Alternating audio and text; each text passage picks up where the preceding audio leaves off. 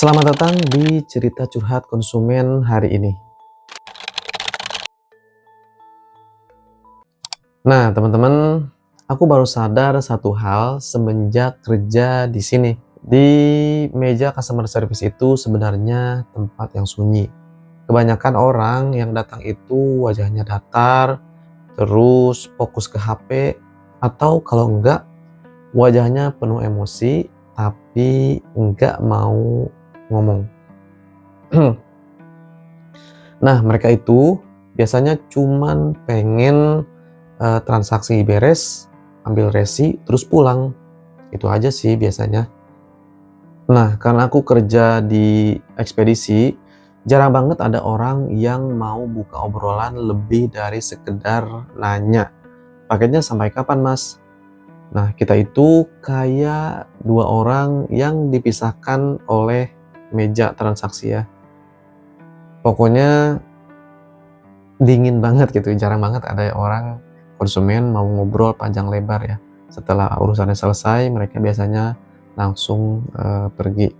Tapi kemarin itu ada satu orang konsumen, ibu-ibu yang ngeruntuhin tembok itu ya.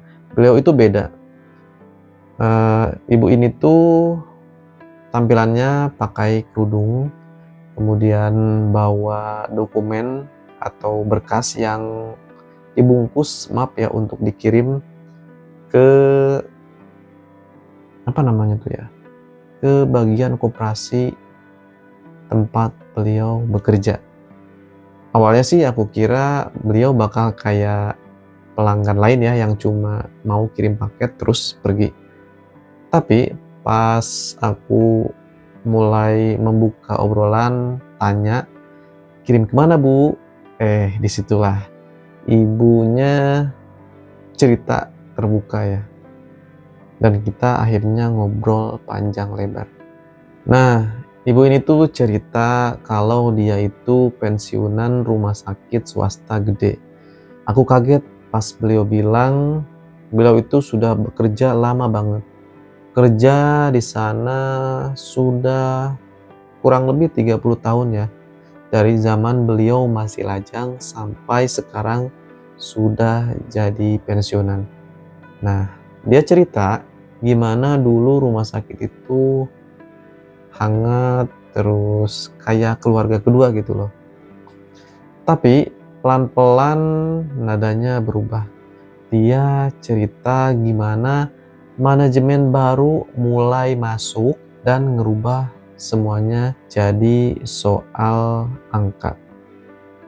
Pertama, gaji dipotong, terus tunjangan hilang, sampai pesangon yang ditahan-tahan.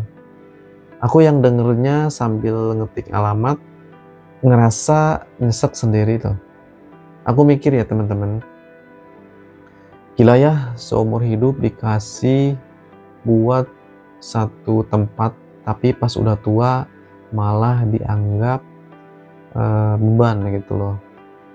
Kayak nggak adil banget.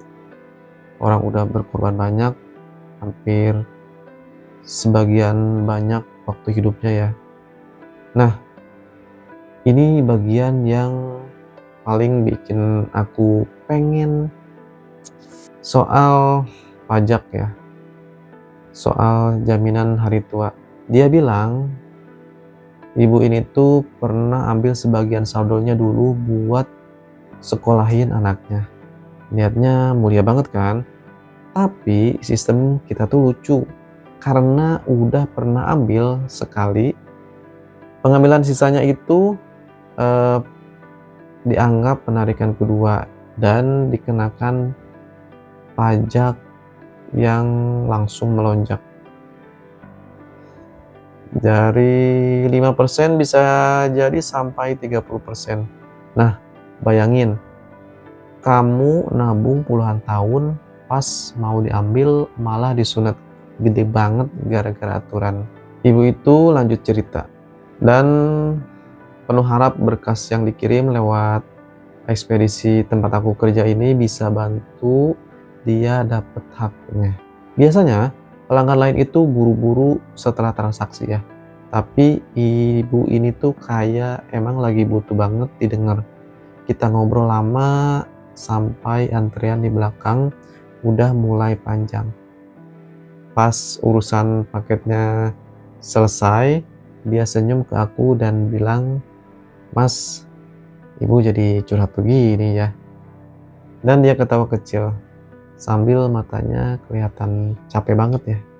Pas beliau jalan keluar, aku ngeliatin punggungnya dan mikir, ternyata di balik setiap paket yang aku proses, ada cerita hidup yang kadang beratnya nggak main-main. Dari ibu berkerudung ini aku pelajari aturan finansial sedini mungkin supaya enggak kejebak di masa tua.